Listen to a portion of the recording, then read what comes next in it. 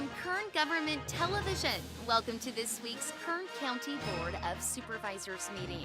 Originating from the County Administrative Center, located at 1115 Truxton Avenue in Bakersfield, California. Grounded in ideas, energy, and innovation, Kern County's vision is to be a driving force for the world's fifth largest economy. And our mission is to exceed expectations of the communities we serve, changing the way they feel about government, those who manage it, and the services it provides. Today's Kern County Board of Supervisors meeting will convene momentarily.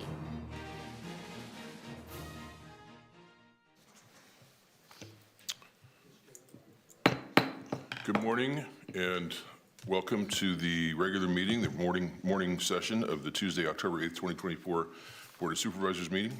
First item is roll call. Supervisor Peters. Here. Supervisor Flores. Here. Supervisor Couch. Here. Supervisor Perez. Here. The next item is the salute to the flag. This morning it is going to be led by Mr. Mark Martinez, who served in the United States Marine Corps from 1979 to 1983 in the 6th Engineer Battalion as a bulk fuel specialist. After his discharge, he went on to continue to serve as a U.S. Border Patrol agent. I didn't know that about you, where he retired from in 2007. He now serves as president of the Arvin Chamber of Commerce, as well as the handles, I don't know if you're what they call you there, but you're just basically run Camp Hamilton Veterans Memorial Park. And those of you that haven't seen that should take some time one of these days when you're out that way and check it out. Anyway, Mark, thank you for leading us in the flag salute. Thank you for your service to our country. And at the conclusion of this, stick with me, I'm gonna get this out. Please remain standing for a moment of prayer, silence, or meditation, whichever you prefer. Sure.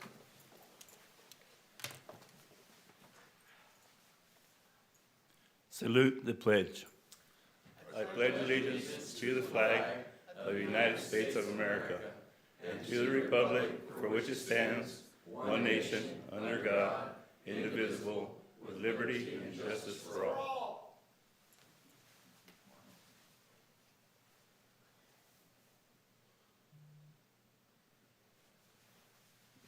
Thank you. Thank you, Mark. Thank you for your service.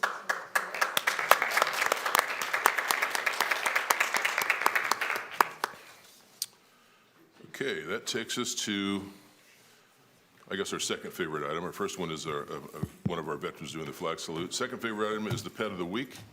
So I'll ask Nick Cullen to come out, and he's got a dog that is he's not gonna get very big, but he's a talkative little guy. He's got huge feet. I'm being facetious. He's gonna be, how big is this dog gonna get? Very large. Good morning. Morning. So what is he? Well, Chairman Couch, members of the board, our pet of the week is Bear. He's very interested in the whole audience. Bear is, like you said, he's going to be a large breed dog. He's probably going to be a bully mix. He's a beautiful brindle color.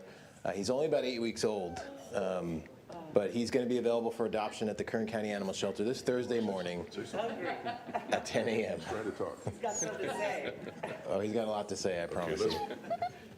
Do that again. He wants a forever home, guys. Let's find him one. All right. Thanks, Nick.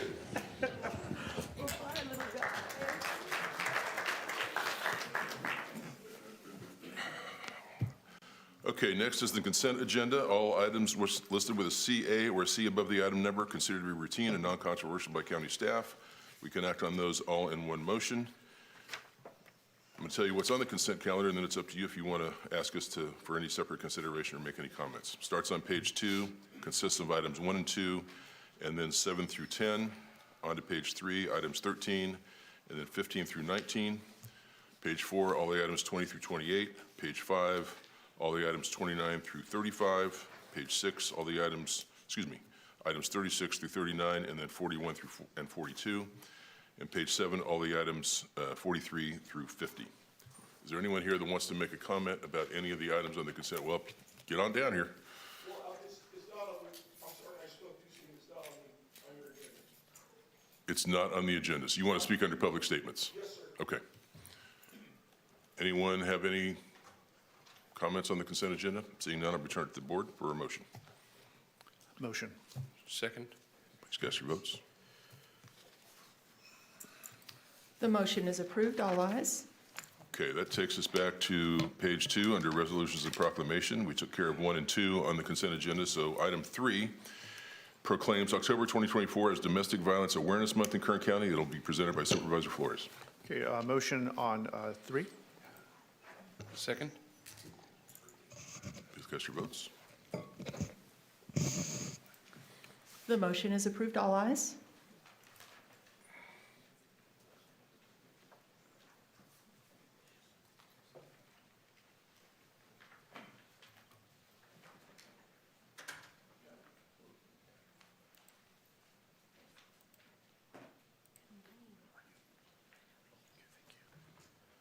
Morning, colleagues, members of the public. Today is a call to action against domestic violence and to raise awareness.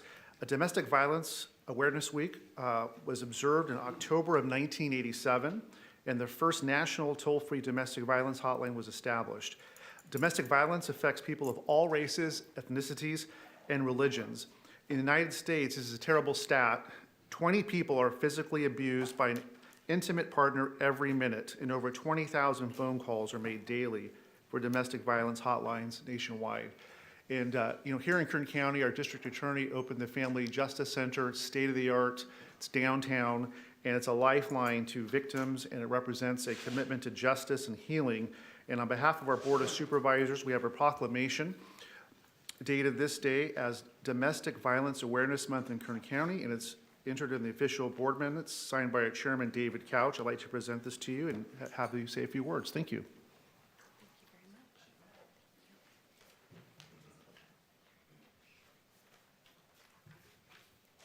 Thank you. Thank you, Supervisor Flores, Chairman, members of the board. With me today are service providers that are within our Kern County and our South Kern Family Justice Centers. We have our partners from the Open Door Network. We have Greater Bakersfield Legal Assistance, as well as our Kern County District Attorney's Victim Services Advocates. October is Domestic Violence Awareness Month. This year, the Kern County District Attorney's Office is intending to observe this month by hosting a special community event on October 22nd at 1300 18th Street to inform our community and those affected by domestic violence of the vital resources available to them through the Family Justice Center and its partners. This event will include a panel of professionals and experts in the field of domestic violence, offering expertise and insight to our attendees, a safety planning workshop, and restraining order assistance. We're excited to provide this opportunity to educate and empower our community. Since the Family Justice Center opened in 2018, we have assisted over 14,000 victims. Many of them are returning clients. Over 9,000 victims are women, and also have identified as victims of domestic violence. With the help of these individuals behind me here today, and many other community organizations within Kern County, we work to provide support to survivors, a foundation to live a life free of violence. Thank you for your support in the effort to end the cycle of domestic violence here in Kern County. Thank you. Thank you.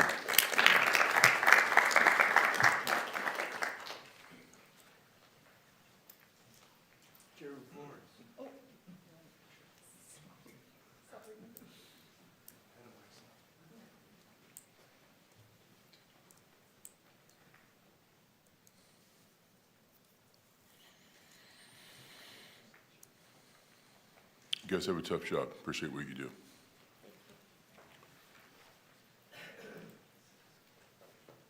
Items 4 and 5 will be presented by Supervisor Perez, and item 4 proclaims All You Can Ever Know, a memoir by Nicole Chung as the primary title for this year's Fall 2024 One Book Project Community Read. And item 5 proclaims October 26, 2024 as Touch a Truck, a free hands-on family experience day at the Beale Memorial Library. Thank you, Chair. Motion on items 4 and 5. Second. The motion is approved. All ayes.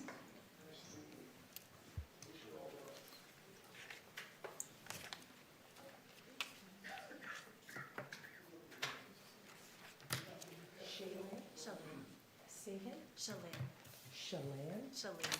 Shalyn. Yeah. Not Shaylin. Shalyn. Correct, yes. Got it. Hi, Rafael. Come over, guys. Just come stand over here. So you can get in the video. You can be famous. Hello. Hi. Hi,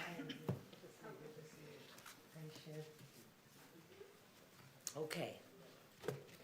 Good morning, Chair and members of the board, county family.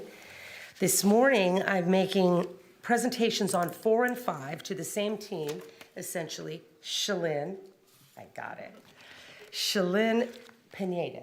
Yes. Okay, we're going to start with item number 4, which is to proclaim All You Can Ever Know, a memoir by Nicole Chung, as the primary book title for the fall 2024 One Book Project.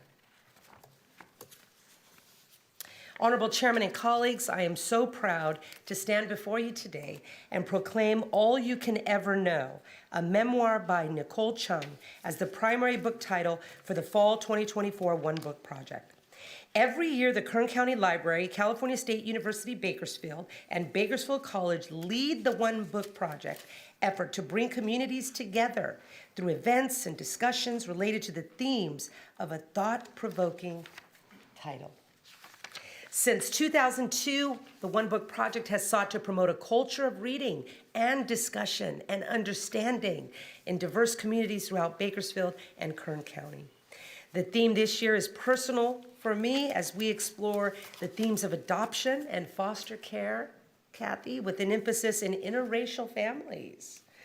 Identity, ethnicity, cultural heritage. My parents were foster parents, Kathy, and we had kids from every corner of Kern County, and they were all family. Didn't matter what they looked like. This is very special. This fall, October through November, this community-wide reading and discussion project invites everyone to gather and consider the multitude of ways we can navigate the world from different and new perspectives. Board of Supervisors, County of Kern, State of California, officially proclaims All You Can Ever Know, a memoir by Nicole Chung, for the fall 2024 One Book Project, and this recognition has been entered into the official board minutes, signed by our Honorable Chairman, David Couch, presented to all of you today, you literacy heroes, literacy and culture change heroes. Thank you for what you do. This is presented to you, and the floor is yours. Thank you.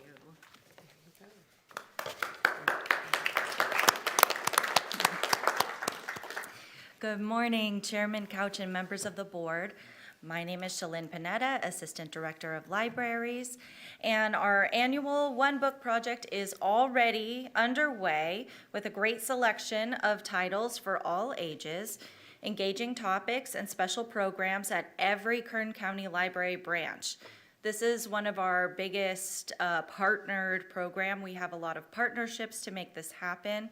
We work with a lot of departments and other organizations and schools to make this happen and really make it special.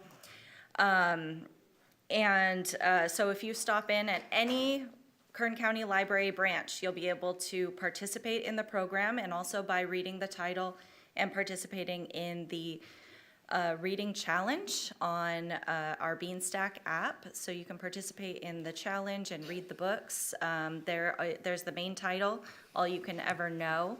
And then there's also companion titles that are surrounding the theme.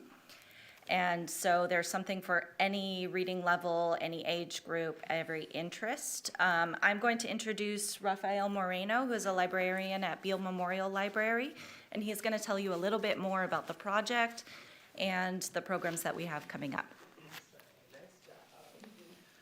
Good morning. I wanted to just very quickly reiterate a little bit of what's been said and let everybody know that the One Book Project is here during the fall, and it invites all the Kern County residents to gather together and discuss all the themes of All You Can Ever Know, which is a memoir by by a Korean adoptee, Nicole Chung, which explores multicultural or multiracial adoption, ethnicity, identity, and cultural heritage. Some of the books that we have available are for children's, teens, and adults that can all these people can participate in the different types of books that we have in fiction, nonfiction, poetry, picture books, even graphic novels. And it's all curated in the one book as one book companion titles. And it's also available as a reader's advisory list. Readers are encouraged to join our online one book project, and it's called Beanstack. For those of you that may not know about the app, we strongly recommend everybody to join the Beanstack app and participate in all the different challenges that we have. And we do have events throughout the entire October and November related to the themes that are with the book. We also have the author coming out later this month. The author will be here on October 24th, Thursday, October 24th at 7 p.m. at the Encardo Center at CSUB. So we encourage everybody that go out at least see the author when the author comes out on October 24th. Thank you.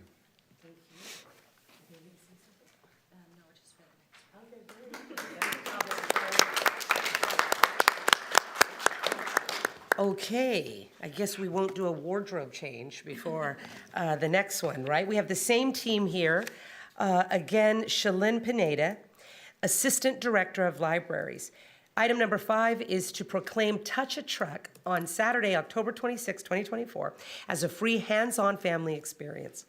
Honorable Chairman and colleagues, I'm proud to stand before you again today to proclaim Saturday, October 26, 2024, as a Touch a Truck celebration, where families can gather together for a hands-on experience. This family-friendly event is a perfect outing to give children and the young at heart a chance to explore big trucks and machines, turn on the lights and the sirens, and meet the people who operate them. At Touch a Truck, the Beale Memorial Library parking lot will be transformed into a place of exploration and discovery. This event will bring local residents together to explore county and community vehicles that meet the heroes that work, build, protect, serve, and operate these incredible machines. Touch a Truck was envisioned and made possible by county family at the county library, county administrative office, and general services. Again, Shalyn, I'd like to present to you a proclamation signed by our honorable chairman, entered into the official board minutes, and it acknowledges this event. And we're going to hear more about it from you, but this is really exciting. I intend to take my son Noah. I know he will love it, so thank you for this family event. Floor is yours. Thank you. Hello again, a long time no see. So we're so excited to announce our upcoming Touch a Truck event at the Beale Memorial Library. If you have ever met a toddler, you know the pure magic that trucks, large vehicles, and machines have. It's just so exciting for them, and you can kind of get that excitement by osmosis, perhaps. So we would like to invite all of our community to experience the thrill of trucks up close, whether you are bringing your children or just feeding your inner child or your inner 4-year-old. And with me is Genevieve Vegana, who is responsible for organizing this year's events, and we'll have more exciting details for you. Oopsies. Good morning, Chairman and members of the board. I am so excited to invite you, your families, everybody you know, everybody in this room, to Touch a Truck 2024. Touch a Truck is a free family event presented by the Kern County Library, the County Administrative Office, and General Services. Dozens of vehicles will gather in the library parking lot so that kids can touch, see, and interact with the cars and trucks that serve our community every single day. So this year we've got a fire truck, we've got patrol cars, construction vehicles, even an oil tanker. And kids are going to be able to see these vehicles up close in the parking lot. So no wonder it's one of our most popular events every year. My favorite thing about this event is that it really brings our Kern County departments together.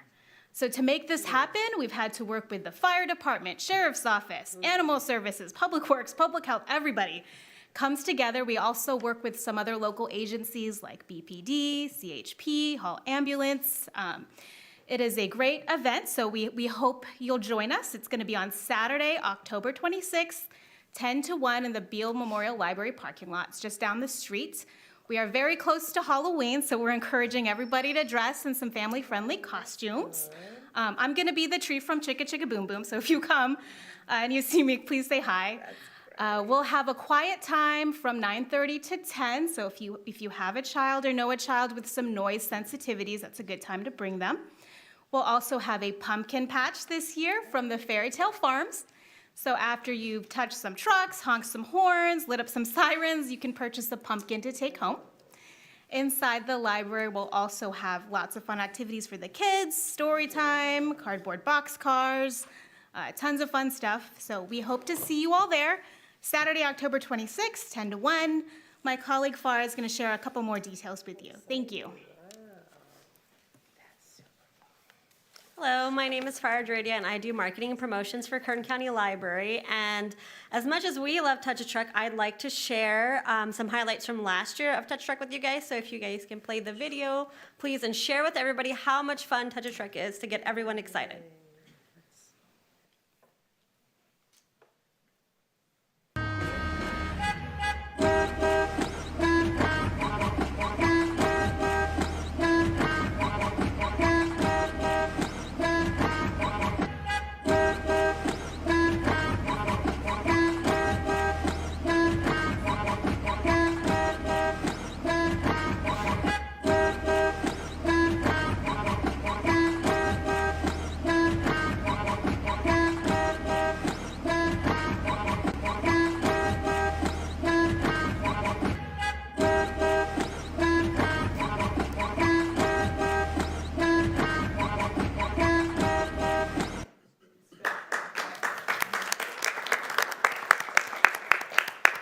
So I hope you guys will save the date and join us on Saturday, October 26th. And as a reminder, I brought you guys information about everything happening at your favorite local Kern County libraries.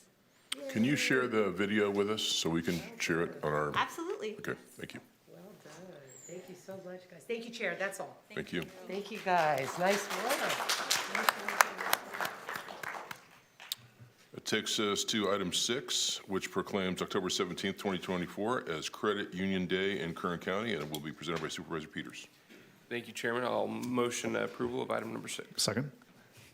Discussion votes. The motion is approved. All ayes.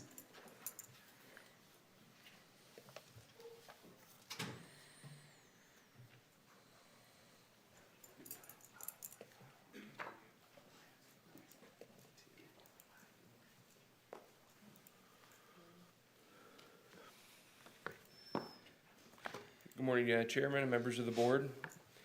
I am joined here today by representatives from multiple different credit agencies we have, or excuse me, credit unions we have throughout Kern County to declare October 17th, 2024 as Kern Credit Union Day in Kern County.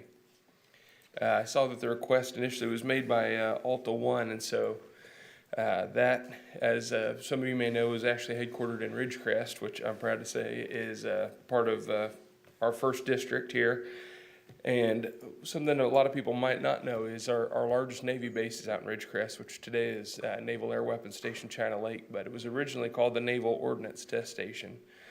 And in 1947, the Naval Ordnance Test Station Employees Federal Credit Union was started.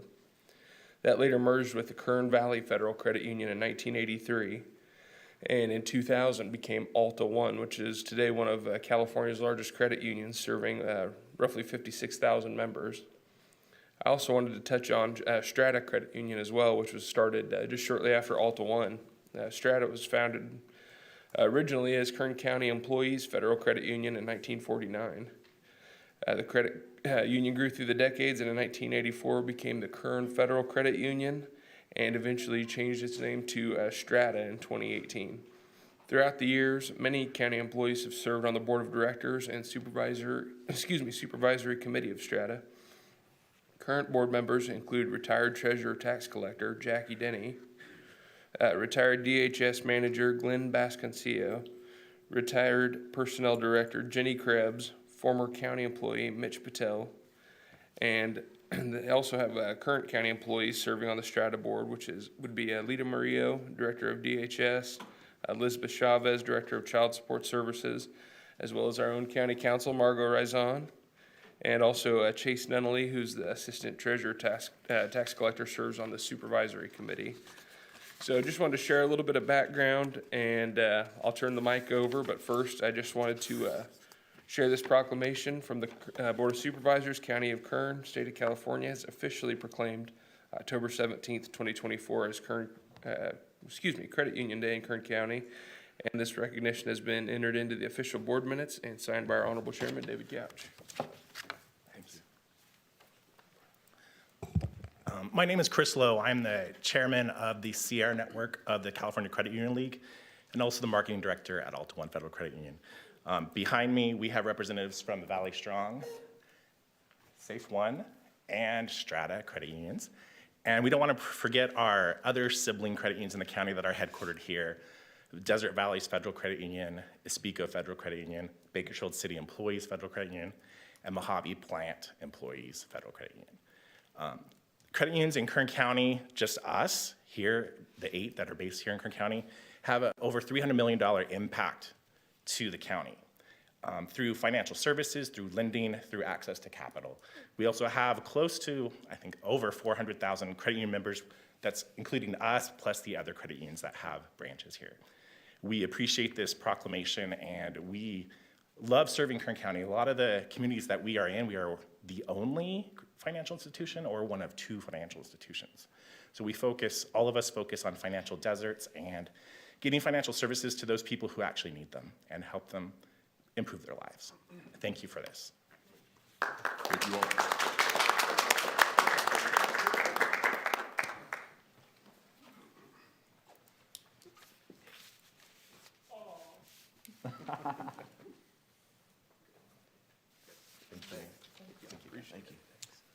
Thank you guys for being here today. Thank you.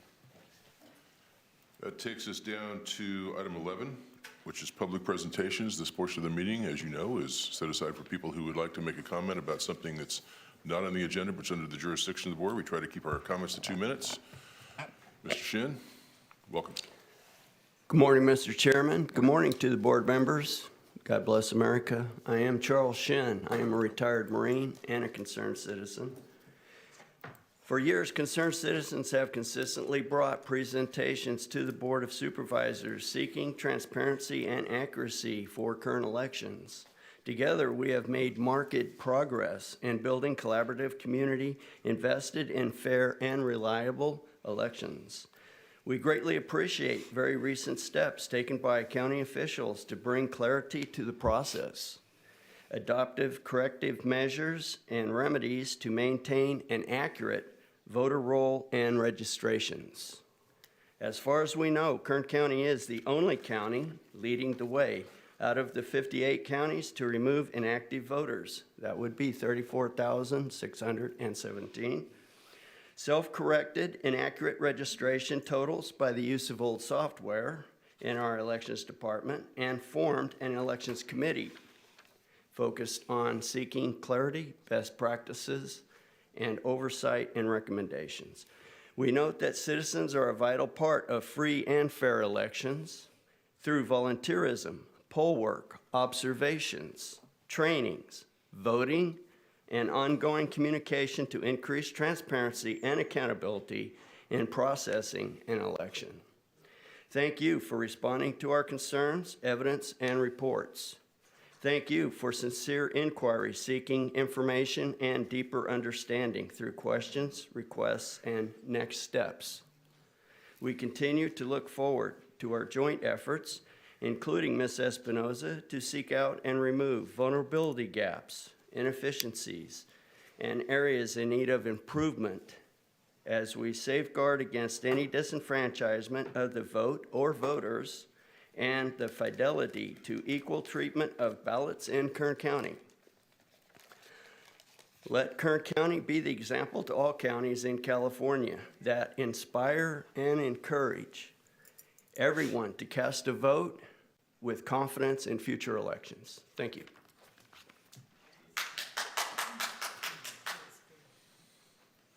Sorry, my legs are a little sore now because I was trying to crouch over. I'm Bristol Cantor with United Way, and I'm just here to thank all of you first and foremost for your donation. towards the Burrell fires and our efforts up there. I sent everyone an email, and we have a sign that we would love to take a photo with you. It just says Kern County Board of Supervisors for Havilah. This is also part of our campaign that we're working on. So just here to address, after thanking everyone, that we have launched a community-wide campaign for the Burrell fires that will run October through November. We have some upcoming events for this campaign. This Thursday, we're hosting a virtual press conference. We can get an email over to everyone. And then on October 16th, with the Kern County Fire Department and the Bakersfield City Fire Department, we are hosting a lunch fundraiser where all proceeds will go towards the Burrell fire efforts. So we will be putting that out, and we will have tickets for that.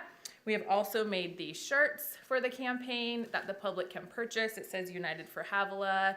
There's a QR code on the back of the shirt that if you're standing, people could scan the code, purchase a shirt, and donate that way. Right now, we are working with the BOAD and Catholic Charities for case management to assess the emergent needs right away, and then the ongoing rebuilding, knowing that the city was already at a disadvantage, and it's going to take ongoing rebuilding to get Havilah back up to how it was, if it hopefully can be. So yeah, I just wanted to mention that, and then just highlight a couple statistics up there that the public might not be in the know about. It was the largest wildfire in Kern County history, which destroyed about 150 homes that are completely gone. A lot of these families are living in their cars currently. They are couch surfing, living in hotels still. One case management we're working with has a newborn baby that is going from house to house. We are trying to get connected to put them in a house, a hotel, something. 63% of this population are families with children under the age of 18 that were already receiving services. 31% are veterans with a service-connected disability. So this is where our efforts will go. We know it's not just a quick solve, it's ongoing. So thank you again for your donations and your ongoing support. Thank you. I was about to say, what is your last name again? Cantor. C-A-N-T-O-R? K-A-N-T-O-R. K-A-N-T-O-R. Yeah. Thank you for your presentation. I was about to tell you you've exceeded your 2 minutes, but you cut it off just in time. Okay, thank Just you before so I can do much. that. Thank you. Thank you Chairman very Couch, much. real quick, before Certainly. Bristol leaves the mic, I was going to just say, number one, thank you guys for everything you've been doing up there. I've seen the events, and I know you guys are working hard to provide relief for the community up there. Looking forward to being at the lunch. If you could reach out to my office about the situation with the person looking for a hotel up there, we'll see what we can do. Okay. And then also, I was going to see if maybe we could get the camera to go back to you, if we could just see the back of that shirt. That way maybe people at home can see the QR code and be able to scan that. And, Do I and turn go buy some. around? Yeah, if you just turn around. There we go. Perfect. There's a QR code right there that people can scan. Perfect. All right. Well, hey, thank you, Bristol. Thank you. On your website, can we see a list of all the events? Yes, in we the have next a 2 whole months? landing page with a really Okay. a cool video as well that highlights some of what it looks like right now. And then on there, you can purchase a shirt. Okay. I've been in contact with your districts. I have your shirts, Mr. Flores. But you can purchase everything on there if you go straight to the website. Are you gonna give them the shirt? Yeah. Okay. I just need, I'm I need teasing. everyone to email He me bought back. one, but you have it. Yeah, I think everyone has an email from me in their inbox, or who handles your emails. And then we can drop those off and then take a photo. And this is also how we kind of spread Gotcha. the word to different businesses and everything. Thank you. Thank you so much. Have a good day. The shirts are normally $20 a piece, but I think they told Supervisor Flores that if he buys one for the price of two, he gets the second half off. Good morning. Good morning. Good morning, Board and Chair Couch. Back to election matters. Why is it so hard to change someone's mind? The human brain really doesn't like changing its mind, and it's almost as if we are evolutionarily designed to have both confirmation bias and anchoring bias.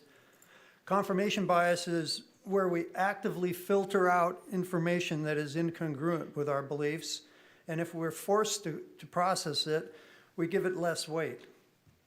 Anchoring bias is where we hold on to the first thing we learn about something, and it's very hard for us to let go in spite of abundant new evidence.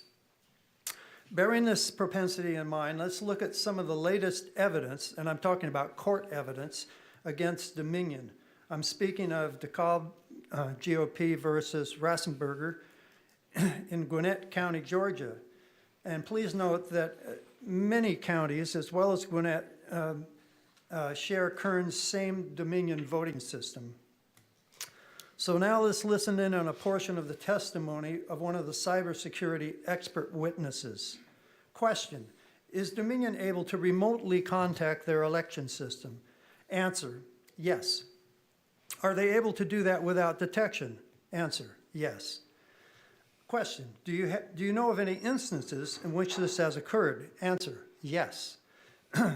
Question: can you identify those instances? Answer: yes. After which he describes an incident where a Dominion employee with an IP address from Montana logged onto a local system as he watched in real time. Some code was entered and Dominion logged off, leaving no trace. So I'm asking you, please, as hard as it might be, change your mind about Dominion. It's not an election system, it's a selection system. Thank you. Sir, can you give us your name for the record? Yeah, about to ask that. Andy Hensel, Hensel. Thank you. Good morning, Board. I'd like to first thank Letitia for showing up at the Lions Club and helping us out there to cook for all those people at the fair. It was. Name's Jess Sanders. I just wanted to say I received an invite to observe the logic and accuracy testing here. The check-in and the escort were polite and cordial. That being said, the observers were treated like second-hand citizens. We walked past many chairs like yours or these, and we were sat on cold, hard folding chairs with no pads. We were instructed to remain silent as we heard people on both sides of the office laughing and cackling about what happened over their weekend. We were told we can't look at our phones. I got scolded for glancing down to see what time it was because there are no clocks available where we were sitting. While the people walking by are talking about home stuff on their phones as they're walking back and forth. We couldn't have water bottles.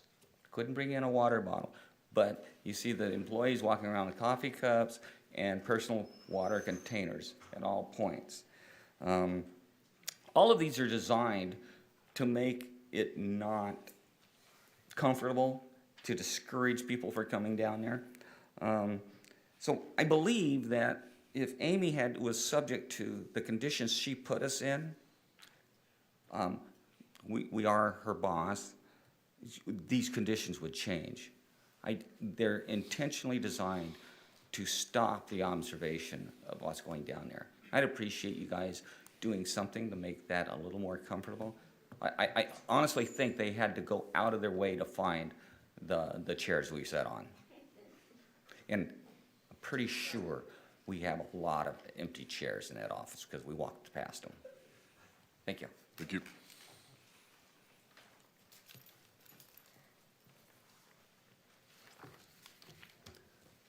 Dennis McLean, MC, capital L-E-A-N. Morning, Chairman Couch and Supervisors. I would like to describe my experience last week at the logic and accuracy test in our local election department. We spoke at your last meeting. The original testing date was September 24th at 10 a.m. That date was postponed without public notification 1 week later on Monday, October 3rd. Mr. Shin and I attended on the 3rd, and after signing in, we were presented with this 5-page observer instruction document. I was hoping it would contain a schedule or an outline of the testing procedures. I soon discovered these 5 pages contained only items that observers could not do, such as drinking, talking, no involvement with employees, etc. Observers were escorted to a 30-square-foot area and were provided portable steel chairs. We finally asked our escort if we could speak to a supervisor to inform us on the testing procedure and the schedule. Maria and Gilbert briefly briefed us on our questions with appreciation. I returned on Thursday, October 5th, for the afternoon session. I was told by Gilbert they had just finished the Hispanic count and they would be no other testing that day. My personal take on these observations were the hands-on employees were friendly and informative for the most part. I felt a lot of tension in the air in that department, and that citizens were a bothersome addition. I believe there is an underlying leadership issue in this department that needs to be addressed by your board. Thank you. Thank you, Mr. McLean. Who's next? Good morning, Board. Hello. Morning. Glad you're here. Glad I'm here. My name is Pamela Reese, R-E-E-C-E. Here's a joke. What has 5 toes and is not your foot? She's thinking. I give up. What? My foot. That's a great joke.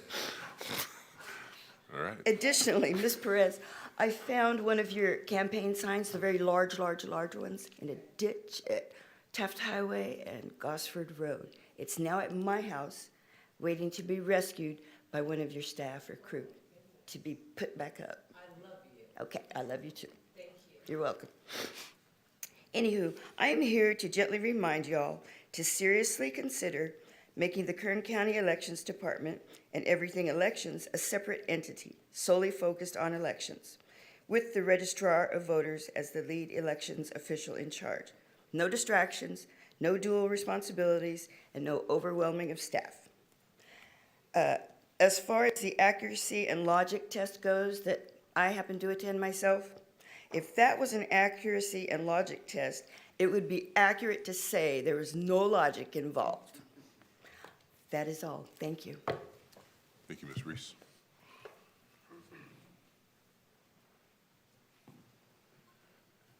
Morning, Mr. Robles. Good morning, sir. My name is Ralph Robles, R-O-B-L-E-S. I am a veteran.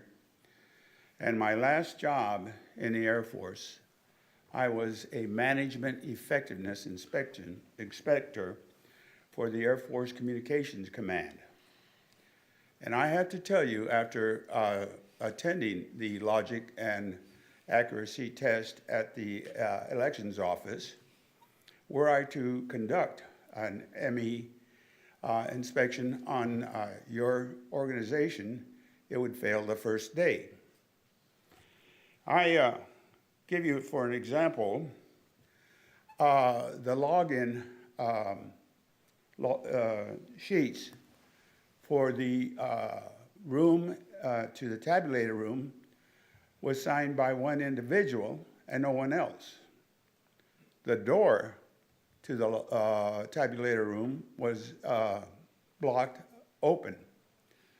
In your, excuse me, your section for voter by mail room had no lock. The door was obviously unlocked because people were passing back and forth without signing in, signing out. Nowhere did I look did I see anyone conduct any kind of operation on a machine and sign a logbook on it.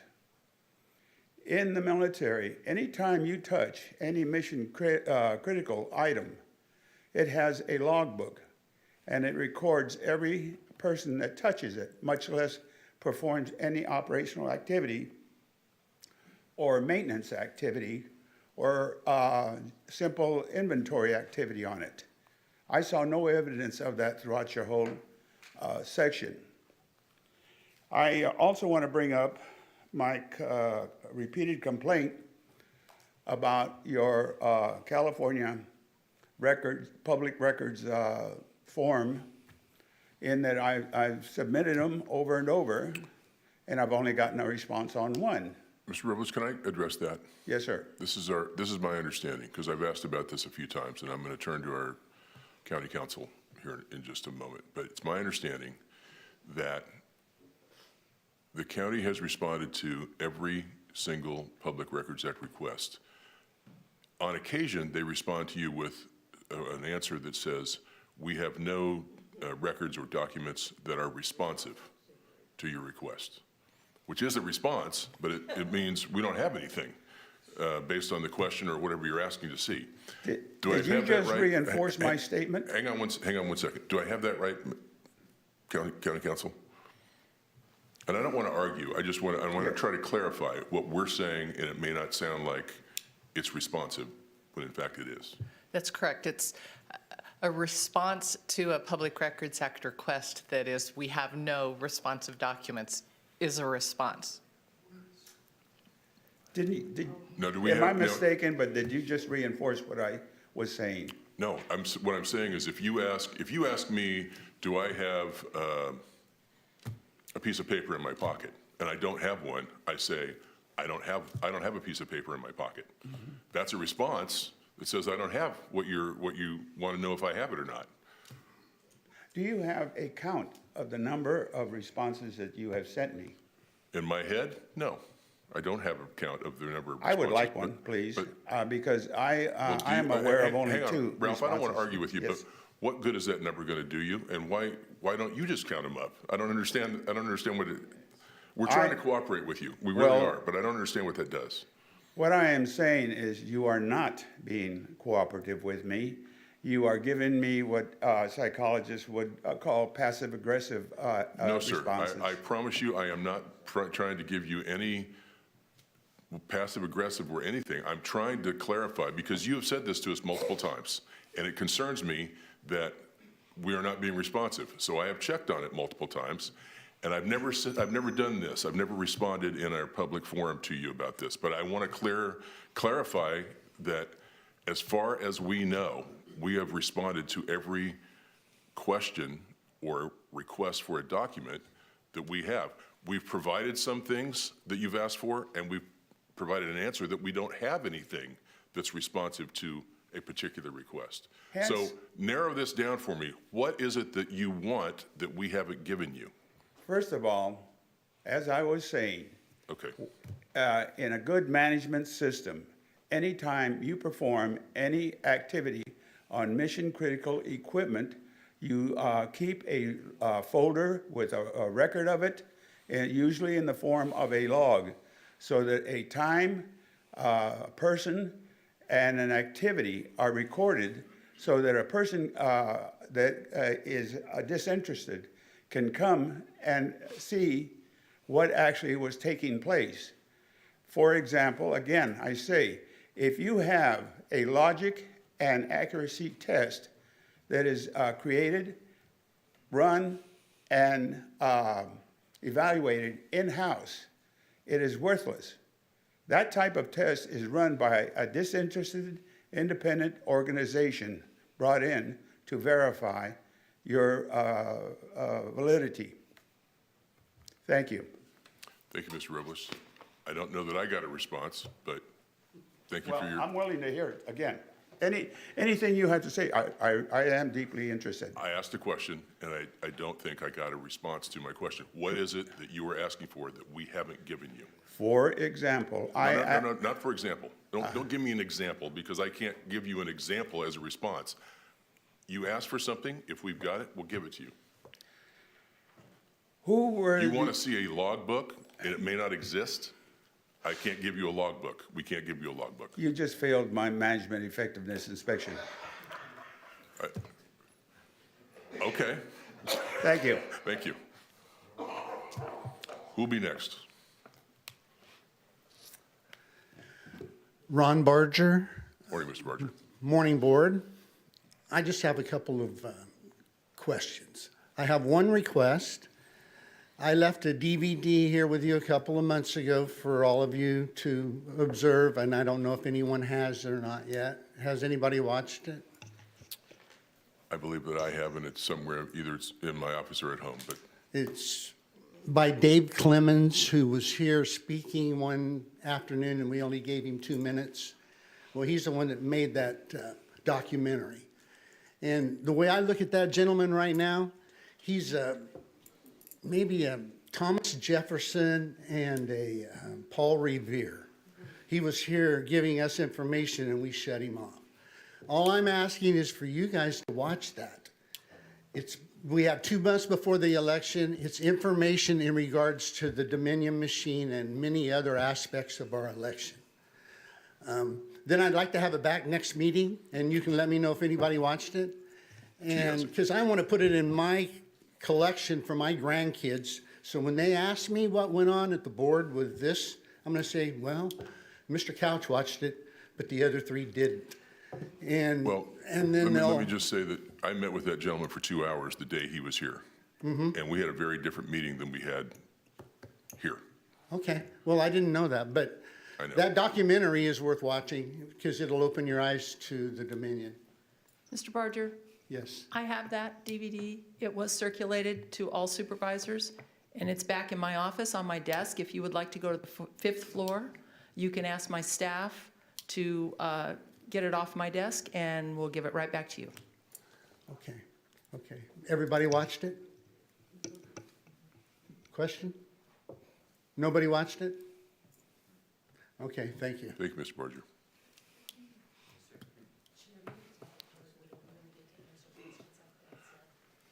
It's not public statements is not a moment or a time for a back and forth to engage in questions, but people are free to come up and say whatever they feel like.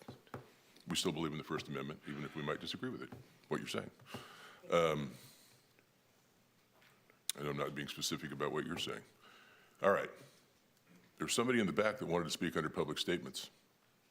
Is there any other public statements today? Yes. Come on down. I'd like to start off by saying I would never. Can we get you to wait till you get to the microphone? And can you just give us your name and? Thank you. My name's Jesse Land. I'm sorry, Jesse what? Jesse Albert Land Jr. Thank you. Gland, G-L-A-N-D? It's L-A-N-D. L-A-N-D. Thank you.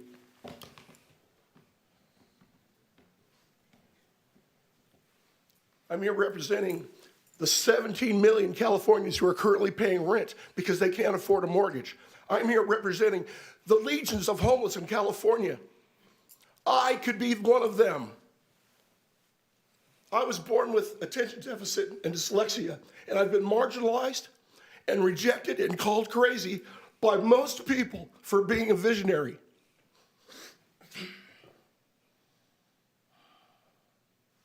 I single-handedly developed a solution to the affordable housing crisis, and I mean by that a market-driven, purpose-built economic plan to create millions of homes, affordable homes in California. May I say, millions of affordable single-family residences. This is an ultra-passive Net Plus hybrid that I've designed.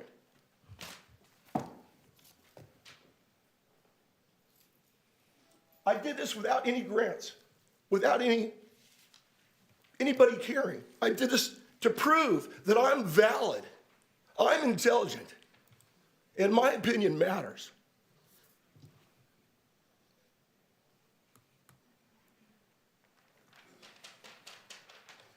You know what a building boom is? I speak to young people, no one knows what a building boom is. The definition of a building boom is to provide an affordable product in the face of pent-up demand, all right? So the 17 million people who can't pay rent right now would gain the American dream if anyone could provide a house with a sales price of $206,000. With $6,000 down, a person working at McDonald's could afford this house. Gavin Newsom, here's your solution to your affordable housing crisis that you've created.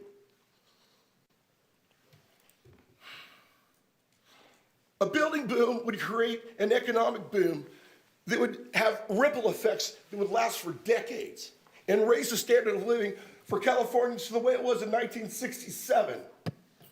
Mr. Land, you've gone over your time. I'm going to ask you to bring your I'm going to ask you to bring your comments to a close. Thank you. I'll be at the evening session to finish. Afternoon session? Yes. If you come in the evening, you'll be all by yourself. Thank you. Okay. Thank you.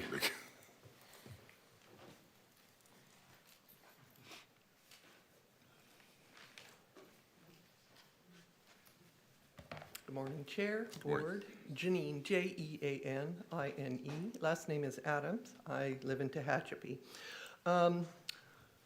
Thank you for holding the standing committee meeting for finance and administrative. I attended. I very much appreciate your intentions of getting, fair and free elections here in Kern County, which I feel strongly we already have.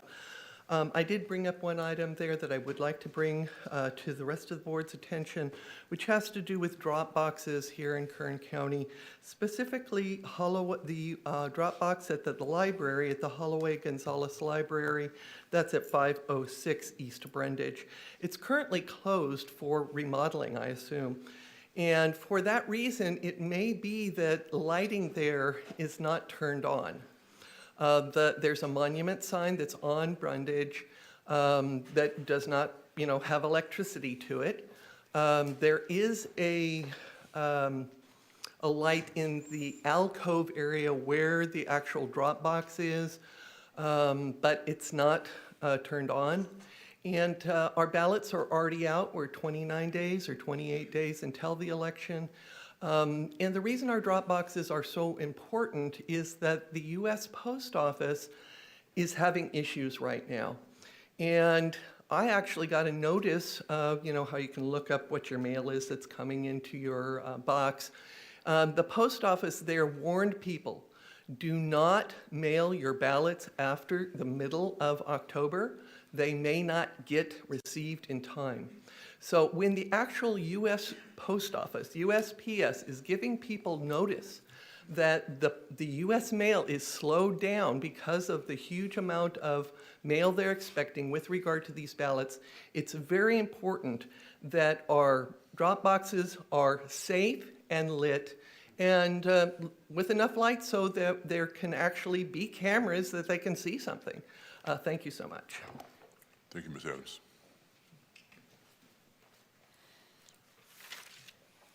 Other comments today? Good morning. My name is John Hickman. That's Jon Hickman. Good morning. Good morning, Chairman and members of the board. First, I want to extend my gratitude to Chairman Couch for hosting a recent meeting between Cornerstone and Kern BHRS. While we didn't reach any concrete resolutions, we appreciate having a seat at the table. However, I need to address some ongoing concerns. Eastern Kern is still underrepresented when it comes to substance use disorder treatment. Mr. Hickman? Yes. Do you want to speak under item 14, or is this a more general? This could touch both of them. I can wait till 14. It's up to you. If you have a comment about something that's not on the agenda, that's right now. Okay, I'll wait till item 14 then. Okay. Thank you for that.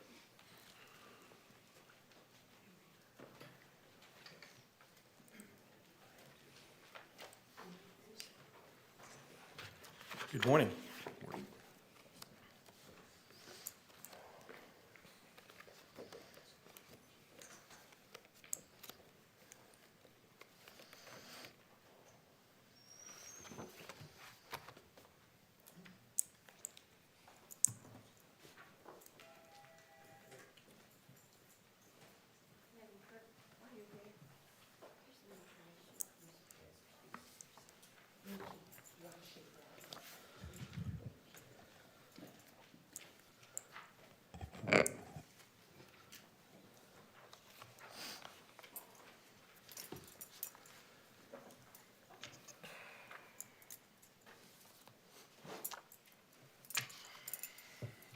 Good morning, Board. My name is David Brust, B-R-U-S-T.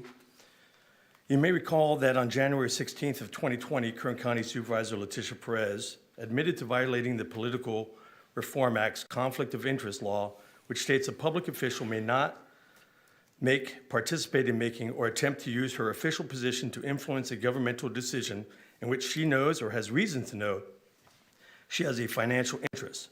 She also failed to claim her income from this illegal activity on her Form 700. Supervisor Perez was forced to accept responsibility for her crime, pay a hefty fine, perform 100 hours of community service, and take an ethics course for elected officials. While many of us hoped Supervisor Perez had learned her lesson, unfortunately, that's not the case.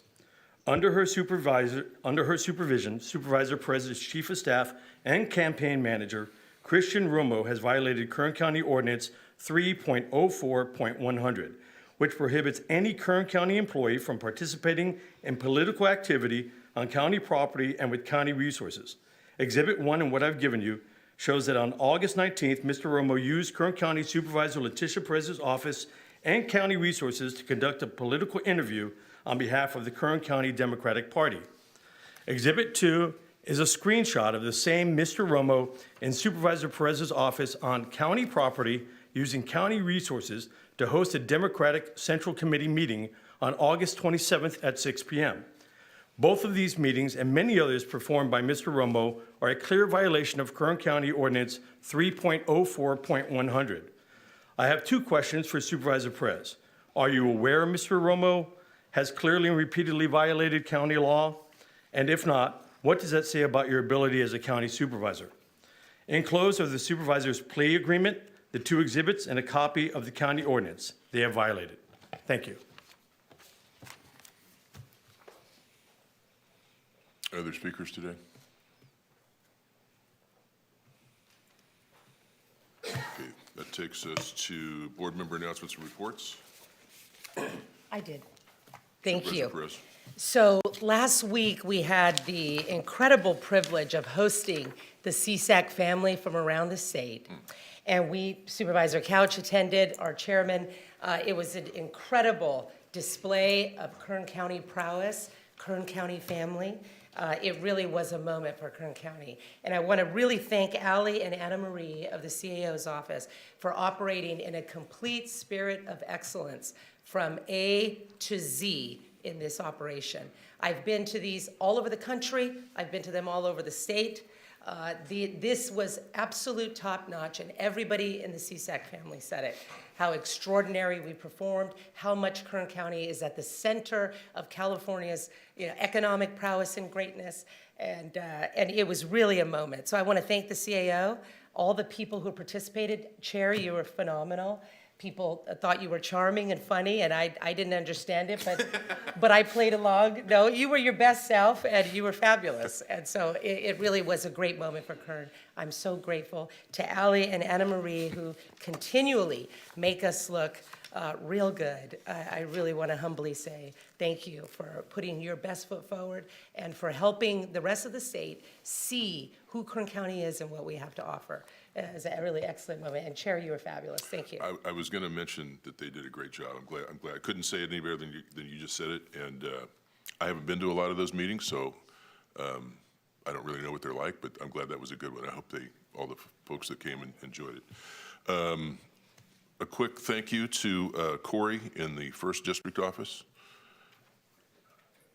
I'm sorry, Cody. What did I call him Corey for? Cody.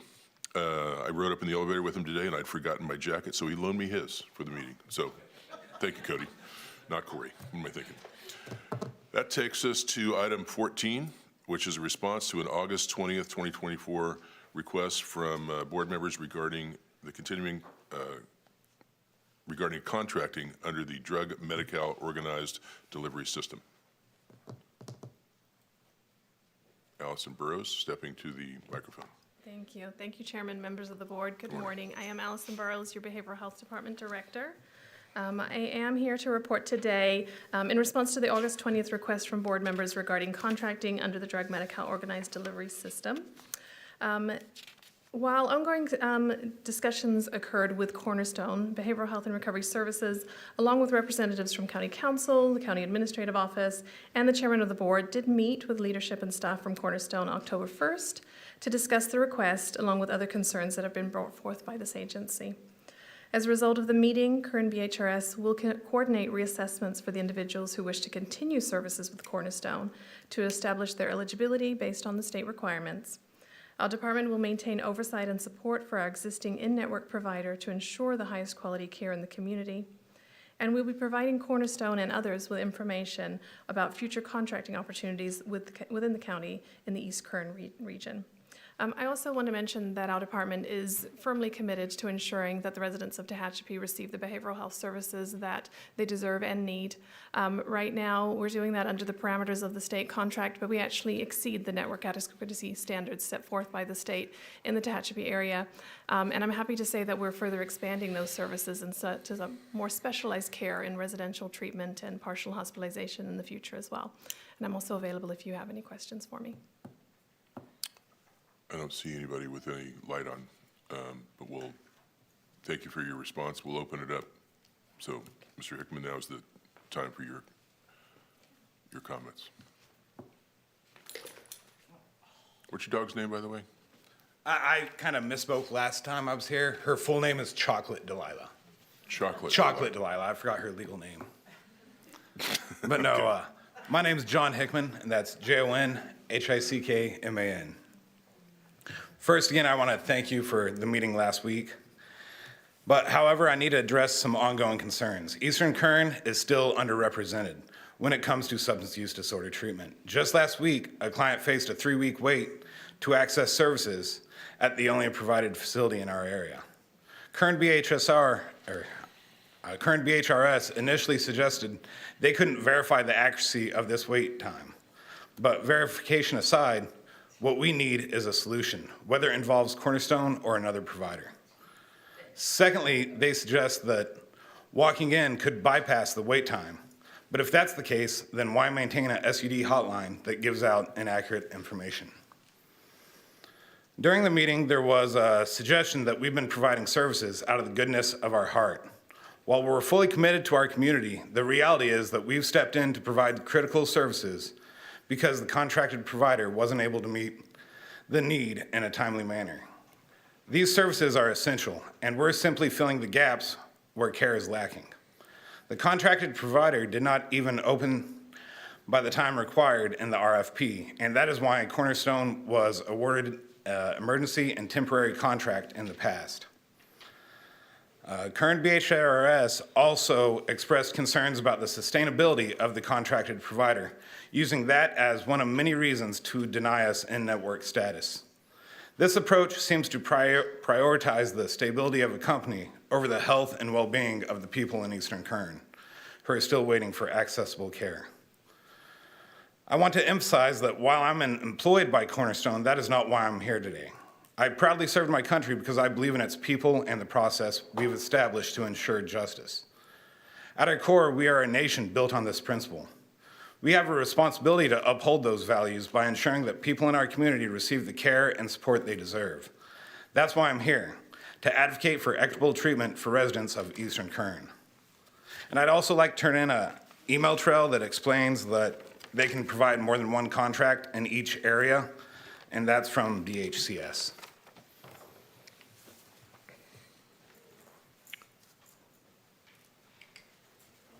Thank you, Mr. Hickman.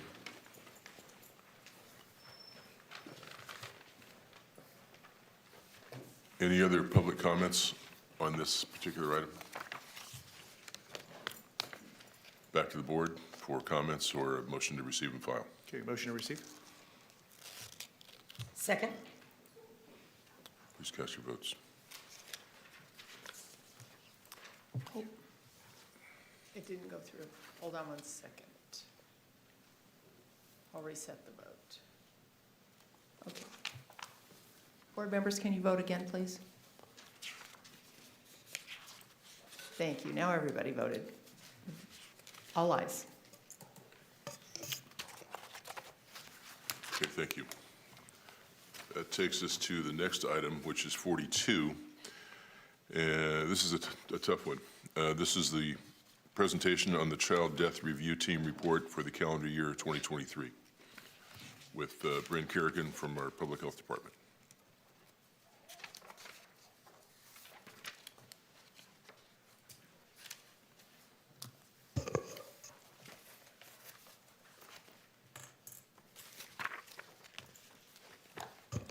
Good morning, Mr. Chairman and members of the board. My name is Bryn Kerrigan, your Director of Kern County Public Health. The item before your board this morning is the 2023 calendar year Child Death Review Team report. I'm joined this morning by Chad Casto, Kern County Public Health Program Manager and Chairman of the Kern County Child Death Review Team. Mr. Chairman, with your indulgence, I would like to turn this presentation over to Mr. Casto. Certainly. Good morning, Mr. Chairman. Morning. And members of the board. My name is Chad Casto, Public Health Program Manager and Kern County Child Death Review Team Chair. I'm here this morning to present our 2023 annual report.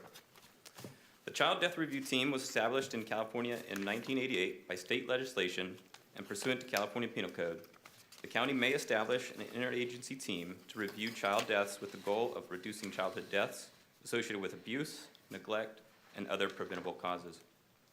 In Kern County, we have a multidisciplinary team with representation from many agencies who meet monthly to review child deaths that have been brought to the attention of the coroner's office, including deaths that were accidental or unintentional, homicides related to child abuse, suicides, or natural with unusual circumstances. The purpose of these reviews is to identify deaths that may have been avoided, report on such deaths as they occur in Kern County, identify any systemic gaps, and implement recommendations to prevent similar deaths from occurring. In 2023, 136 child deaths occurred and 64 are included in this report. Of the 64, 25 or 39% were determined to be accidental, 7 or 11% were determined to be homicide, 14 or 22% were determined to be natural, 4 or 6% were determined to be suicide, and 14 or 22 were undetermined. Throughout this reporting period, accidental was the leading manner of death, which Kern saw an 8.7% increase in this manner of death from 2022. In 2023, motor vehicle accidents were the leading cause of accidental deaths, accounting for 13 of the 25 deaths. This is 62.5% higher than 2022. Gunshot wounds accounted for 4 of the 7 homicide deaths in 2023. Homicide deaths increased by 133% in 2023 from 2022. In 2023, there were 4 deaths due to suicide. Suicide deaths decreased by 2 or 33% from 2022. However, asphyxia hanging was still the main cause of suicide death, accounting for 3 of the 4 suicide deaths in 2023. In 2023, sudden unexplained infant death, or SUID, was the leading cause of undetermined deaths, accounting for 11 or 78% of the 14 undetermined deaths. 3 of these 11 SUID deaths had additional factors that contributed to the death. This is a decrease in SUID deaths from 2022, which had 14 SUID deaths. In 2023, children less than 1 year old accounted for 21 or 33% of all child deaths reviewed by the team. The number of deaths in this age range increased 23.5% from 2022. Undetermined was the leading manner of death in this age range, accounting for 13 or 62% of the deaths. Overall, out of the 21 deaths in this age range, 3 or 14% had an unsafe sleep environment present at the time of death. In 2023, accidental deaths accounted for 7 or 54% of the 13 deaths in children aged 1 to 4. 1 or 14% of the accidental deaths were due to drowning. There were 2 motor vehicle accident deaths that occurred during this time frame that consisted of pedestrian accidents. Deaths in 5 to 9-year-olds accounted for 5 or 7.8% of all cases reviewed by the team in 2023. In 2023, accidental deaths accounted for 1 or 20% of the deaths. In 2023, there were 6 deaths in 10 to 14-year-olds. This is consistent with 2022. 3 of the 4 accidental deaths in this age group were caused by motor vehicle accidents. In 2023, 10 or 52.6% of the 19 deaths in the 15 to 17-year-old age range were accidental. Of these 10 accidental deaths, 6 were from motor vehicle accidents, 3 were from fentanyl toxicity, and 1 was from elemental exposures. Homicide deaths accounted for 3 or 15.8% of the deaths in this age range. All homicide deaths were caused by gunshots. Suicide deaths accounted for 21% of the deaths in this age range, which decreased 20% from 2022. While the coroner identified a total of 3 infant deaths that were directly attributed to the unsafe sleep environment, In 2023, there were a total of 10 cases where an unsafe sleep environment was present but not necessarily found to be, by the coroner to be contributory to the death of the child. Unsafe sleep environments continue to be a concern in Kern County.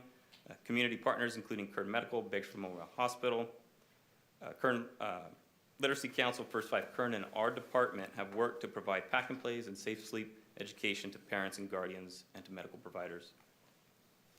According to the Centers of Disease Control and Prevention, suicide is connected to other forms of injury and violence, as people who have experienced violence, including child abuse, bullying, or sexual violence, have a higher suicide rate. Suicide is the second leading cause of death for children aged 10 to 14 nationwide. All of Kern's suicide deaths in 2023 were in the 15 to 17-year-old age range, accounting for 4 suicide deaths. 2023 saw a 33% decrease in suicide deaths from 2022 and a 50% decline from 2021. Hanging is the most used method for suicide for adolescents in Kern County, accounting for 3 or 75% of the suicide deaths in 2023, and accounting for 15 or 65% of the suicide deaths between 2019 and 2023. Kern Behavioral Health and Recovery Services offers several programs for suicide prevention. The key to prevention is to ensure that parents, teachers, probation officers, neighbors, friends, and others who care for our youth can recognize signs and know how to help. Kern Behavioral Health and Recovery Services also offers programs for those who are currently in crisis, and programs that assist in facilitating healing and mitigating the negative effects of exposure to suicide. According to the Centers of Disease Control and Prevention, over 150 people die every day from overdoses related to synthetic opioids like fentanyl. Fentanyl is 50 times stronger than heroin and 100 times stronger than morphine. It is a major contributor to overdoses in the U.S. Here in Kern County, over the last 5 years, we have an average of 1.9 deaths per 100,000 people. This is more than 102% higher than the average rate of California and more than 156% higher than the nation. Child fentanyl deaths in Kern County have risen over the past 5 years. However, fentanyl-related deaths in 2023 were comparable to 2022. The 15 to 17-year-old age group is the most impacted age group from fentanyl, accounting for 67% of the fentanyl deaths from 2019 to 2023. Hispanics are the most impacted race, accounting for 50% of the fentanyl deaths. Kern Behavioral Health and Recovery Services offers Narcan at Kern County libraries and offers a free program for organizations that conduct outreach to high-risk populations. This program teaches the warning signs of opioid overdoses, how to administer Narcan, and how to engage active substance users. Kern County Public Health also distributes Narcan and provides training for bystander response to an opioid overdose free to the community. The following recommendations are the result of the Kern County Child Death Review Team's work for the 2023 year. Number 1, increase community awareness, education, and resources related to the association between unsafe sleep environments and sudden infant death syndrome and sudden unexplained infant death. This includes continuous training and education to perinatal care providers and hospital staff, and providing safe sleep materials that can be distributed to patients, and ensuring that all infants born in Kern County have a safe sleep environment upon discharge from the hospital. Number 2, decrease the incidence of child suicide through raising community awareness, conveying strategies for identifying signs of self-harm, and developing resources for those at risk of suicide.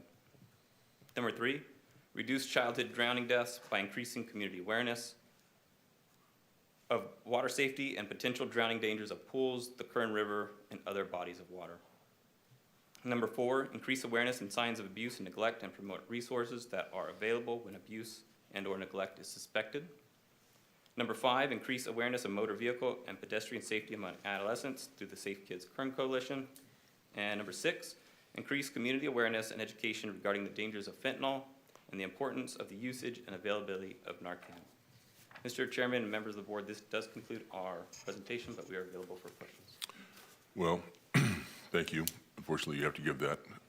Not as bad as last year, I guess, but still a sobering report. Any public comments on this report? Return to the board, and just need a motion to receive and file. Thank you so much. Excuse me, Chair. Sure. Thank you. Thank you so much for the presentation. It is gut-wrenching and incomprehensible on so many levels. Thank you for what you're doing. Thank you for bringing this to our attention. And I'll make a motion to receive and file. Sincerely, thank you for what you do. Second. Please cast your votes. The motion is approved, all ayes. Thank you. That takes us to the end of the morning agenda. Just need a motion to adjourn to closed session. Okay, motion. Without objection, we're adjourned. Thank you.